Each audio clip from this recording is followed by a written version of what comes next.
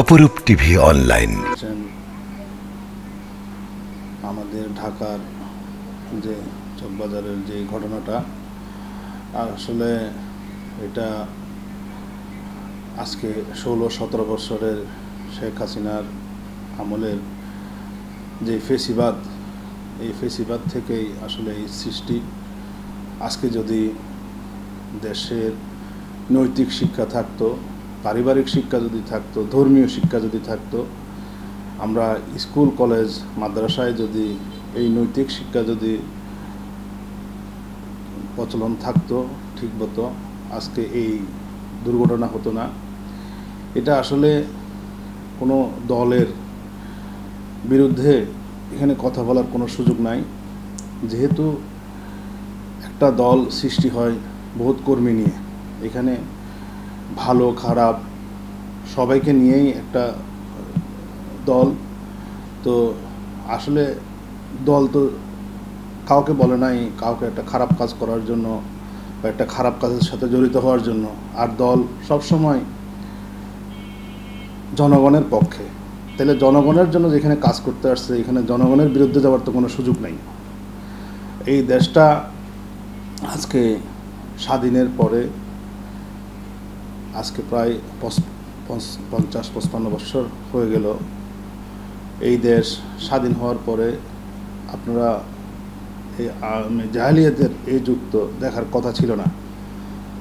আমরা যখন 1/11-এর আগে যখন এই ফ্যাসিস্ট সরকার যখন ক্ষমতায় আসার জন্য জনগণের উপর স্ট্রিম লোডার যখন চালিয়েছিল, লগি বইটার দিয়ে যখন মানুষ খুন করেছিল, আপনারা দেখেছেন, দেশের জনগণ দেখেছে কিভাবে লগি বইটা দিয়ে দেশের মানুষের উপর ঝাঁপিয়ে পড়েছিল।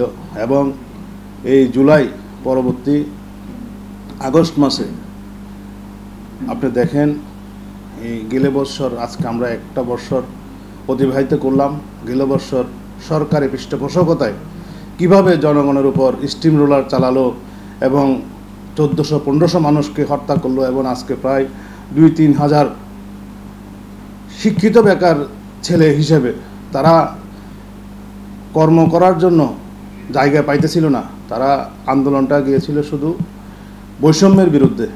বৈষম্যের বিরুদ্ধে গিয়ে তারা তাদের চাকরি বাকরি, বাসস্থান, খাদ্য, মানুষের নৈতিক যেই চাওয়া পাওয়া, যেই তার জন্যই আন্দোলন সংগ্রামে যাওয়ার পরেই আপনি দেখলেন দেশের মানুষ দেখলো এই সরকারের নিষ্ঠুর পেটোয়া বাহিনীর মাধ্যমে কিভাবে জনগণের উপর হত্যাযজ্ঞ চালালো। এই হত্যাযজ্ঞের পরে আসলে ছাত্ররা মাঠে নেমে আসে এবং এই জুলাই আগস্ট আজকে একটা বছর আমরা ভিডিওতে আসলে আমরা একজন সমাজকর্মী, রাজনৈতিক কর্মী, আমাদের এই আসলে ইনভেস্টিগেশন করার মতো আমার অতটুকু ইয়ে নাই। তবু আমি যতটুকু এই ঢাকায় চকবাজারের যে ঘটনাটা দেখলাম যে একজন মনে হচ্ছে যে একজন ফিল্ম করতেছে আর একজন ভিডিও করতেছে। তাইলে এখানে এটা তো কেউ যখন কাউকে মারে, আমরা স্বাভাবিক, আমরা সামাজিক জীব, মানুষ সমাজের সাথে মিলেমিশে আছি। যখনই কোনো একটা দুর্ঘটনা হবে, এখানে কারো হাতে কোনো আগ্নেয়াস্ত্র ছিল না। তাইলে আশেপাশের মানুষগুলো তো অন্তত মানবিক খাতিরে হলেও এখানে কি এই ছেলেগুলাকে নিবৃত্ত করার দরকার ছিল, কিন্তু কেউ আসলো না।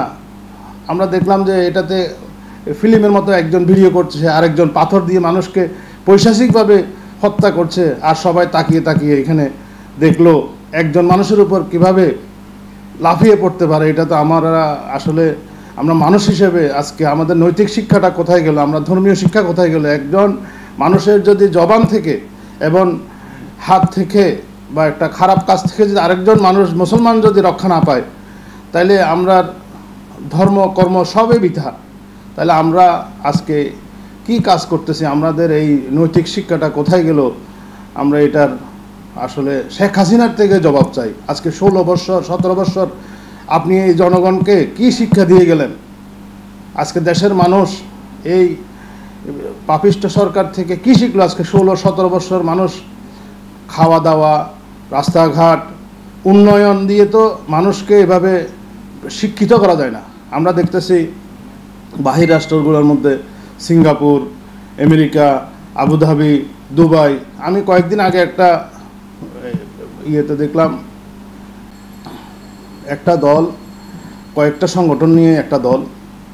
তো আমরা দেখতে পাচ্ছি এই দেশের এই পরবর্তী পরিস্থিতিতে আজকে যুবদল দীর্ঘদিন, আমরা চট্টগ্রাম মহানগর যুবদল গার্ডিয়ান নাই বললেই চলে। তো এখানে বিভিন্ন নেতা নেত্রীরা আসলে দীর্ঘদিন কষ্ট করেছে, কাজ করছে মাঠে ফিল্ডে। আপনারা সবসময় মিডিয়া কর্মীরা দেখেন। তো আজ এইবারও আমাদের বৃহস্পতিবার আমাদের যুবদলের সেন্ট্রালি প্রোগ্রাম। তো আমরা বলতে পারি না আসলে চট্টগ্রাম মহানগরী কার নেতৃত্বে আমরা এই যুবদলের প্রোগ্রাম সফল করব। তো আমি কেন্দ্রীয় নেতৃবৃন্দ এবং দেশ নায়ক তারেক রহমান, যিনি আমাদের এই দলের কাণ্ডারি, যার মাধ্যমে আমরা আজকে এই দলের রাজনীতির সাথে আসছি। আমরা জিয়া রহমানকে দেখিনি, কিন্তু জিয়া রহমানের যে স্বপ্ন দশটা, এই দেশ নায়ক তারেক রহমানকে দেখে আমরা জিয়া রহমানকে উপলব্ধি করি। তো আজকের যুবদলের কমিটি আমি মনে করি অতি সত্বরেই যুবদলের কমিটি আসবে এবং যোগ্য নেতৃত্ব।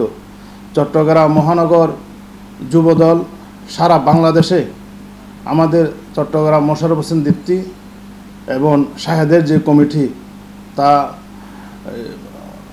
বলতে পারেন খুব ভালোই কাজ করছে, তাদের খুব সাংগঠনিক কাজ করছে। যাই হোক, এখন নতুন অত্যন্ত আশার একটা আমরা আশা রাখি, নতুন একটা কমিটি আসবে, যেমন যোগ্য নেতৃত্ব আসবে এবং মহানগর যুবদল আগের মতো স্বতঃস্ফূর্ত প্রত্যেকটা আন্দোলন সংগ্রামে অগ্রণী ভূমিকা রাখবে, এই আশা ব্যক্ত করি। আজকে আসলে মানুষ এই দেশের এই 36 জুলাইটা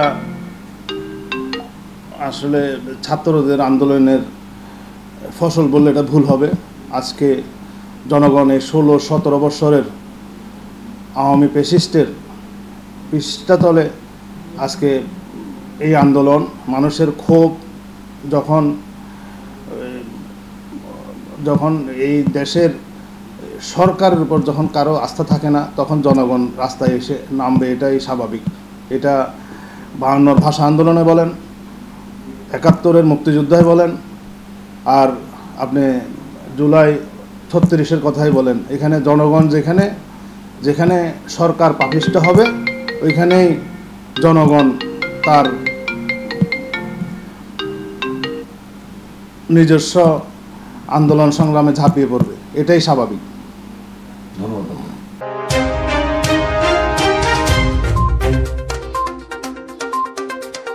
অপরূপ টিভি অনলাইন।